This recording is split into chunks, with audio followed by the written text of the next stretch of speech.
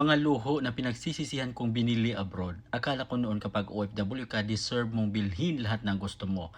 Pero habang tumatagal, may mga bagay akong binili na sana pala hindi ko na lang pinagkagastusan. Sa vlog na ito ay pag-usapan natin ang mga luho na madalas pagsisisihan ng mga OFW. Una, latest gadgets kahit hindi naman kailangan. Bagong iPhone, bagong relo, bagong laptop, kahit okay pa naman yung luma. Minsan dahil lang sa pressure o inggit. Pangalawa, branded shoes at damit. Isang sweldo minsan napupunta lang sa sapatos at branded items. Pero after ilang months, nakatambak na lang. Pangatlo, kotse na hindi kayang i-maintain. Yung iba excited bumili agad ng sasakyan pero hindi naisip ang maintenance, insurance at hulog.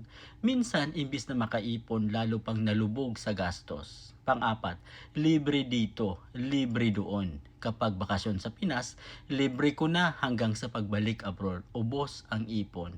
At panghuli, online shopping na walang control. Add to cart kapag stress. Tingnan lang daw pero check out agad. Hindi masama mag-reward sa sarili. Pero mas masarap pa rin ang may ipon, investment at peace of mind. Ikaw, ano ang pinagsisisihan mong gastos bilang OFW? I-comment mo sa baba.